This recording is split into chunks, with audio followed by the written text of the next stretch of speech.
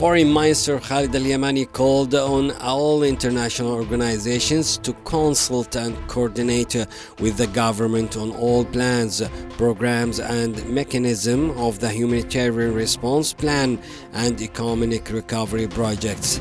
This came during meeting with Yemeni UN Resident Coordinator, Humanitarian Coordinator in Yemen, Lizzie Grand. The government is committed to providing all facilities and removing any obstacles or impediments that may hinder the organizations from performing their duties, he said, stressing the need to expose systemic looting of humanitarian aid by Houthi militia and the importance of reviewing local distribution mechanism to ensure that aid reach to the needy. For its part, the UN official stressed the respect of the United Nations organizations for the rules of humanitarian action and their commitment to the specific functions in accordance with the principles of the United Nations, which allows them to work directly with the Yemeni legitimate government.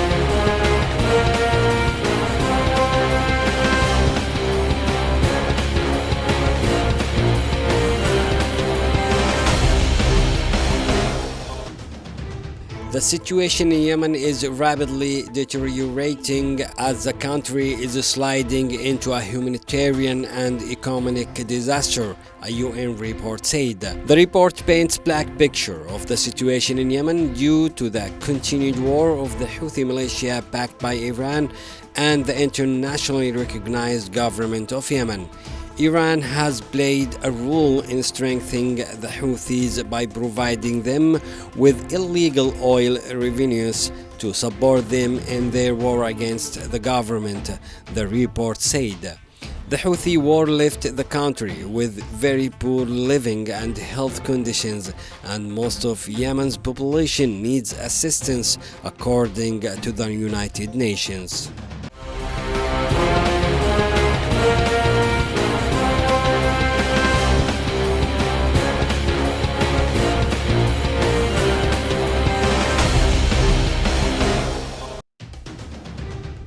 The head of the UN Observer Team in the Joint Coordination Committee in Hodeidah and representatives of the government side survived a bombing of the Iranian Houthi militia targeting the headquarters of his meeting with government representatives and the absence of representatives of the Houthis.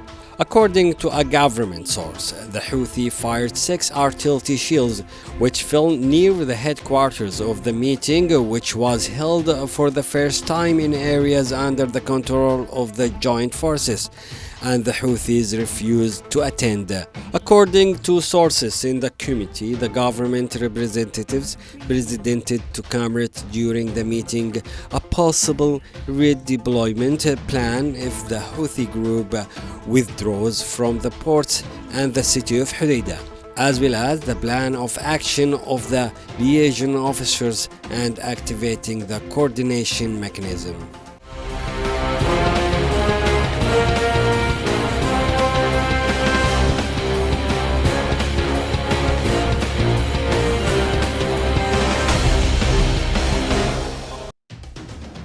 Iran's Houthi militia is holding dozens of women without clear charges or trial, and they are often tortured and blackmail their families for money and detain them in unofficial prisons, according to a report in the Associated Press.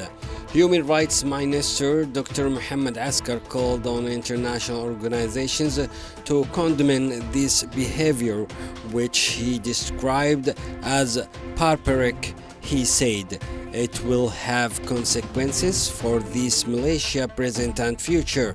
Organizations must pressure the Houthi militia to immediately release Yemeni women without restriction or condition.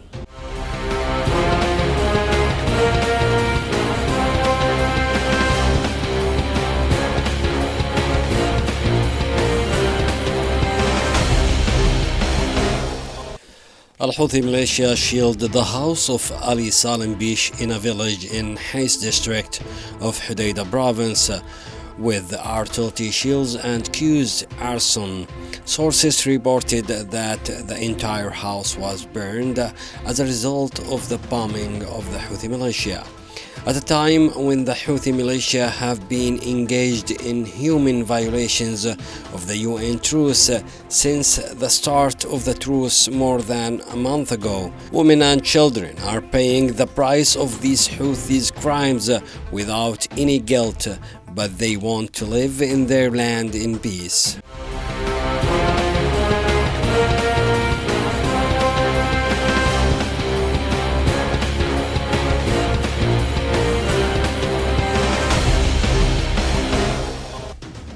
The Iranian-backed terrorist organizations Houthi continued to commit abuses against citizens in areas under its control.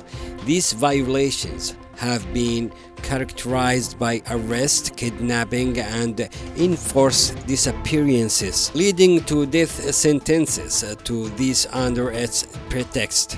A court in Sana'a issued a death sentence to convicted person to the sources of all his property and movable property owned inside and outside Yemen. A human rights source said that Al-Houthi gang has always been charged with arbitrary charges and setting up mock trials against those who oppose it and reject its terrorist and repressive policies. Al-Houthi crime against the citizens are tantamount to war crime and will not be subject to statutes of limitations. The international community, the UN Security Council, and the United Nations are fully responsible for the crimes of the Houthi terrorist gang.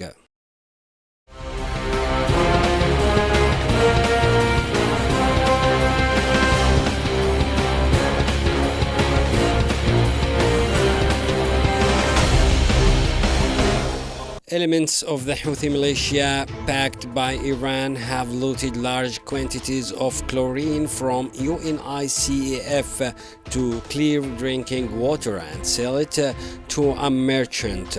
According to local sources, Houthi militia seized a large quantity of chlorine and sold it to a trader for 60 million rials, part of UNICEF's assistance to clean drinking water and fight the cholera epidemic in Yemen.